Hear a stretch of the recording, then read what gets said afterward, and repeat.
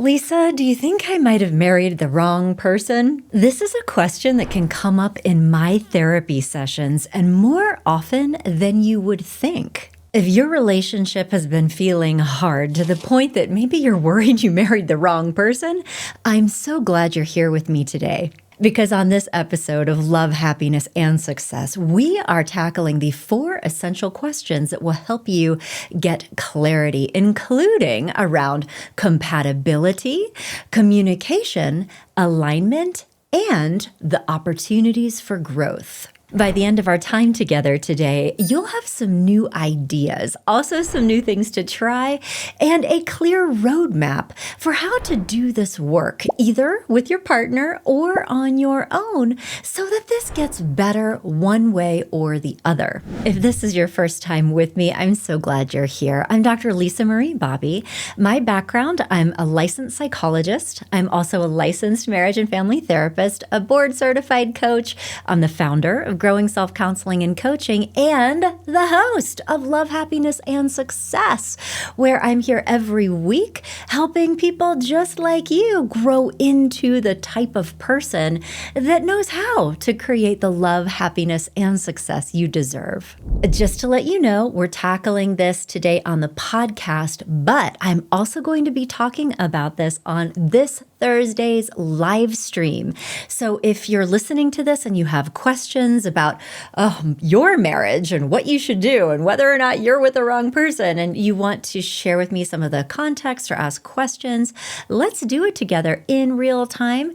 Thursday at 12 p.m. Mountain, 2 p.m. Eastern. Join me on the socials, Instagram, Facebook, and YouTube, and I'll be answering your questions about what to do if you're worried if you've married the wrong person. So save the date. If you're catching this the week after I've released this episode, it's all good. Hop over to my website and you can see the recap. So to dive right in, first of all, let's take a look at some of the things that are usually going on underneath the surface and the root causes of why people worry that they may have married the wrong person. First of all is compatibility questions, communication questions, and also feelings of disconnection, as well as future alignment. So we all have expectations going into a marriage about what it should be that are not always in alignment with reality. When things feel unsustainable and not okay, and you can't see a path forward, it's totally normal to think, was this whole thing a mistake? When we don't know how to create positive change, when we can't communicate and it feels like a fight is always simmering under the surface, or if you're getting into these gridlock power struggles, you want one thing, they want another, and it's just this constant battle, it starts to feel hopeless. So let's take a look at some of the common relationship issues that can make you wonder if this whole thing was a terrible idea. And let's just talk through these one by one first. To begin with, compatibility. Compatibility, meaning, do we have enough in common with each other? Do we share the similar values with each other? Do we have hopes and dreams for our lives that feel like they are in alignment? And do we still enjoy spending time together, or do I prefer to be by myself or, frankly, with other people? Now, one of the things to wrap your head around is, first of all, this mindset around compatibility.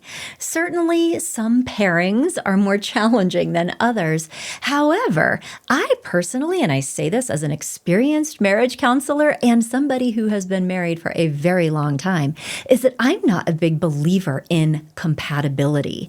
In fact, couples that have a lot of differences often have the most vibrant and interesting relationships.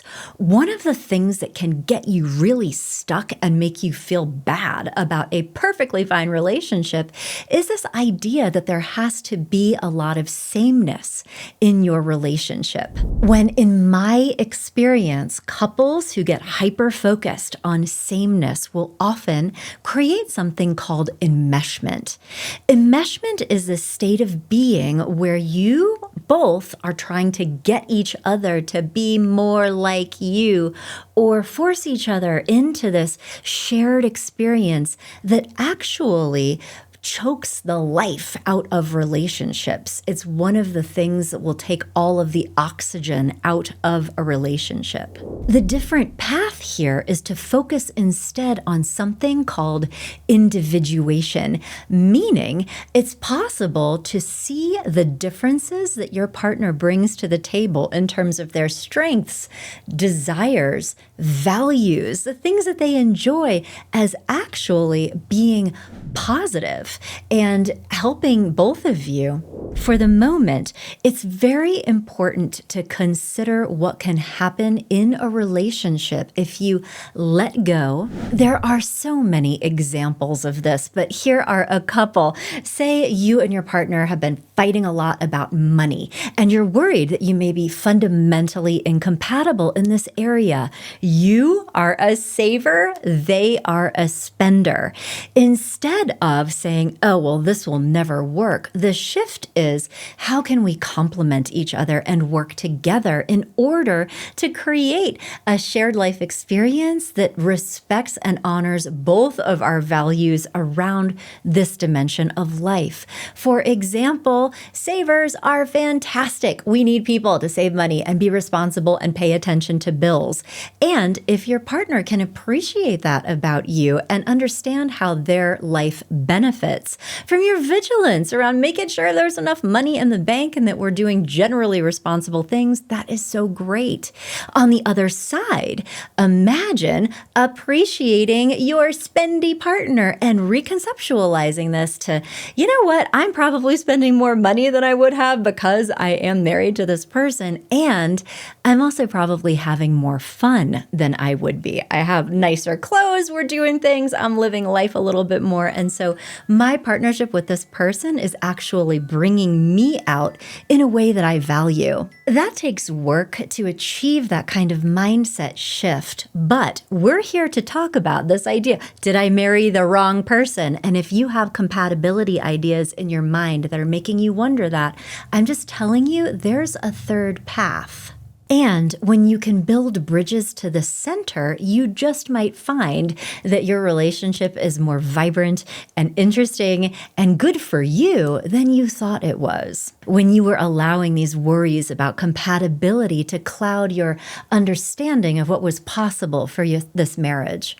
But in my experience, there's actually another dimension of relationship that can feel even scarier for people than the compatibility question, and that is communication. If your communication in your relationship is really problematic, it feels like you can't talk about anything without getting into a fight, and you notice one person either closing down or getting really agitated and reactive, it can make you feel very hopeless about whether or not there is a positive future for this marriage. And that is completely understandable because you have to be able to communicate, not just to solve problems together or work through issues successfully, which we all have to do, but also for most people, that is one of the primary paths to emotional intimacy and feelings of connection. And so if your communication is a disaster, it starts to impact every single part of your relationship. You get stuck on things, you can't solve problems together. It's difficult to operate a functional life with someone that you can't have productive conversations with, but also it begins to make you feel lonely, distant, disconnected, disengaged because you're not connecting in these basic ways. And so if you've been dealing with this for a long time and don't know how to improve your communication, everything that you've tried isn't working, of course, you're going to start to wonder, did I marry the wrong person? Is this too hard? Could I have an easier time communicating with somebody else? And so the thing to know here is that even though I totally get that being in this space can feel super hopeless, communication skills are absolutely something that can be learned, developed, improved. I do this with couples all the time. In my own multi-decade marriage, we've done a lot of things to make it better. And when you're able to improve your communication, it changes the way that everything feels. Spoiler alert, if you were married to somebody else, many of the same communication issues would still come up and still need to be dealt with. Maybe they'd be a little bit different, but I assure you, you would still have communication issues in any relationship you're in because all couples have communication issues that we just need to work on. Everybody is a weirdo in their own special way. Your current spouse is a weirdo, and so would literally anybody else you would be partnered with. We have to just figure out. So if you've been thinking, oh my gosh, we cannot talk to each other, we're always fighting, this feels so bad, I don't want you to think that it means something is uniquely wrong with this specific marriage. It might mean that there's just work to do that you guys haven't done yet. And before you throw this marriage in the dumpster, it's worth trying to figure out if this can get better. Because it often can, especially with the right kind of education and development and support. Another thing that is typically coming up when people are worried that they've married the wrong person is related to this idea of connection.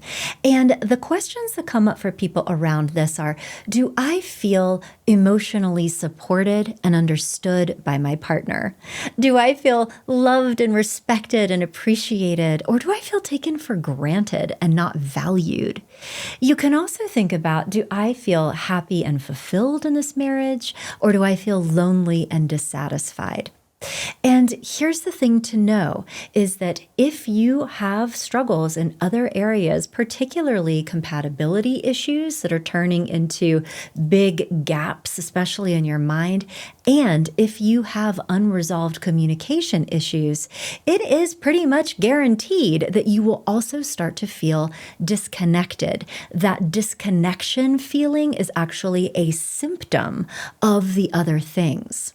So the real question here is, can this get better? Can we do the work? Can we learn and grow?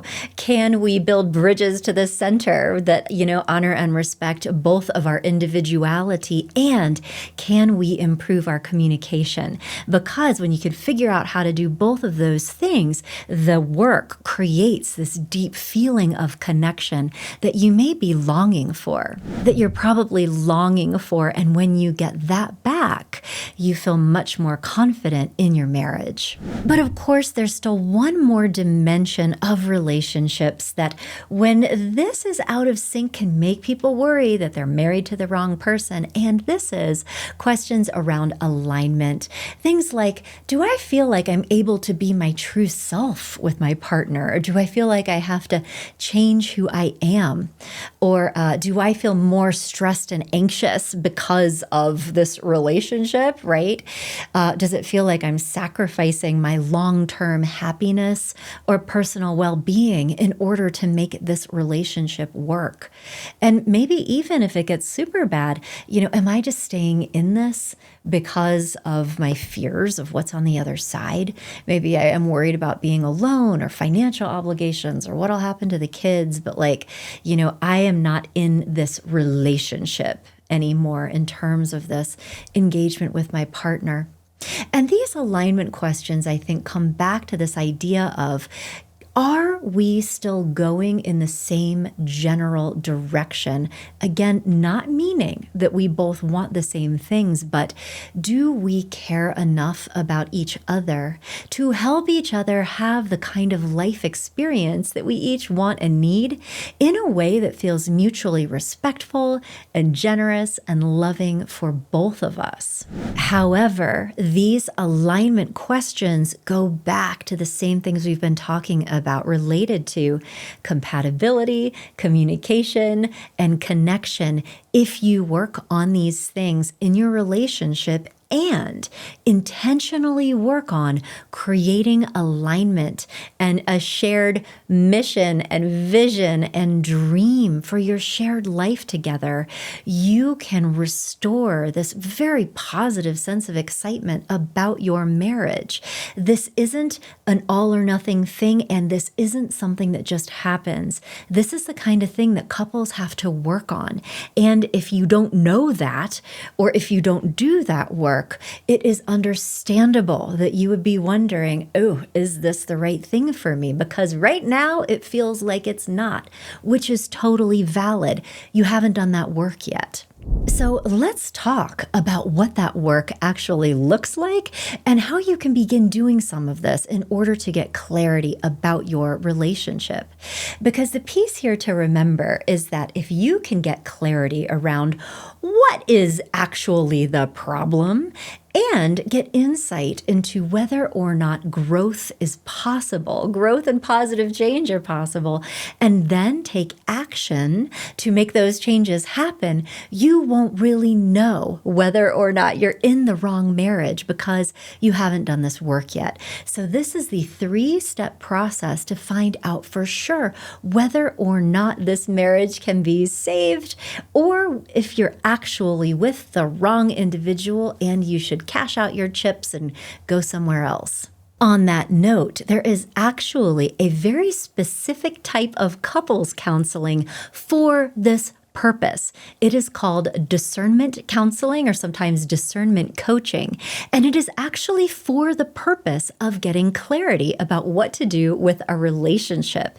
And I'll just tell you, warning here right now, most therapists, even a lot of licensed marriage and family therapists who are legitimate relationship experts, have not been exposed to or educated in how to do discernment counseling or coaching. This is a different thing. It is not standard issue couples therapy by any stretch of the imagination. But it's important to get into this kind of work if you're at one of these crossroads moments in a marriage, because discernment counseling walks you through the 3 things that we've been talking about. In discernment counseling, you will meet together with a discernment counselor and then have a few separate sessions actually on each side, where the counselor is seeking to understand what is the problem. Why have these 2 people decided that their relationship might not be sustainable? Like, what is going on? And it's giving you that diagnostic information. And then it will also provide you with, here is specifically what would need to change in order for this to feel different and better for both of you. But then lastly, are you both willing to do the work intentionally, at least even for a period of time, to make this better? So in a discernment counseling model, you may say, okay, you know what? We have been married for 10 years, and yes, I can commit to, for the next 3 months, doing everything in my power to be a better partner, to be, to communicate more effectively, maybe to challenge some of these mindsets that I have around compatibility and create more space for both of us. Maybe we work on emotional intimacy, and here's what I need to do to make that happen. So you're committing to doing the work. Or through this process, you can also come into contact potentially with this other truth, which is like, you know what? I wish I cared enough to do this work, but honestly, I don't know that I have it in me anymore. I am no longer willing to make the sacrifices that would be necessary in order to love you better. I would need to change and grow in these ways that maybe I don't want to do. And that is okay. Maybe it isn't the outcome that one of you was hoping for, but it might be the authentic outcome. That will also create clarity, because if no growth and change and positive action is possible, it's really better to know that with clarity sooner rather than later so that you can both be released in order to create a more loving, respectful, committed relationship with someone else, someone who is willing to do the work with you. And that's the kind of clarity that discernment counseling or discernment coaching will provide to you. So the goal for this type of work is not necessarily to fix the relationship. It is to find out if the relationship can be fixed. And if so, then we transition into more traditional couples counseling or relationship coaching to make those changes. So I hope that that all makes sense. And so very lastly, I just want to run through. So if you've been wondering if you married the wrong person, I sincerely hope that this conversation has helped give you some clarity around what might be going on that is making you feel this way and the signs that this relationship actually can be better. So signs that maybe you haven't married the wrong person just because you have compatibility or communication issues. These are solvable problems, but also I hope that it's provided you with some structure and guidance around how to get clarity into whether or not growth and positive change are possible. Now, I also promised you some free resources, and here's how to do this work. To support you in doing this work, here are some things. First of all, you can come to growingself.com/communication and sign up to take my free 2-part communication skills training program. This is 2-hour-long training sessions with me, plus a 30-page workbook of activities that will help you get new clarity and understanding into what specifically has been leading to some of your communication problems and actionable things that you can each be doing in order to improve this. Communication issues are so common in relationships. There's such a pain point, and that's why I made this program for you for free. It is free. You will not be charged. So just come to growingself.com/communications, sign up, and you will get access to that immediately. And by working through some of these things, you can start to see, can we do things differently here? Additionally, I will share another resource with you. If you come to my website, growingself.com, I have so many free resources for you. Come into couples counseling and coaching, and then combed all the way to the bottom, we have all kinds of different services for couples, but we also have a number of specialty services for couples, including things like long distance counseling for couples, affair recovery, financial counseling for couples, but we also do discernment counseling work. So you can learn more about discernment counseling and understand more about the process. I have included a bunch of different links to articles and podcasts and free resources for. Additionally, you can check out a whole content collection that I have for you on my blog and podcast. Come into the Love collection and you'll see the different content categories that I've created for you to keep all this organized. But down here at the bottom is a special section on relationship clarity, because I have so many resources for you to help you think through what is possible for this relationship or not. So we'll talk about commitment issues, feeling like sexual rejection is a big piece of this for you, talking more about discernment counseling, and I also put together a curated podcast playlist for you with all kinds of different articles, podcast playlist for you with all kinds of different episodes around what is going on with relationships that are failing and how you can make informed decisions around whether or not hope is possible for yours. So these are all free resources. I made this all for you, and I hope that you take advantage of it. All right, that is all for today, my friends. Thank you so much for joining me. And don't forget, if you're catching this the week that I released it, this coming Thursday, I'm going to be talking about this topic in my weekly live stream. So join me this Thursday at 12 p.m. Mountain, 2 p.m. Eastern. We'll be talking about what to do if you're worried that you married the wrong person. You can ask your question in advance. Come to growingself.com/dear-Lisa to let me know what's on your mind. mind, submit a question that I'll read on the live stream and answer.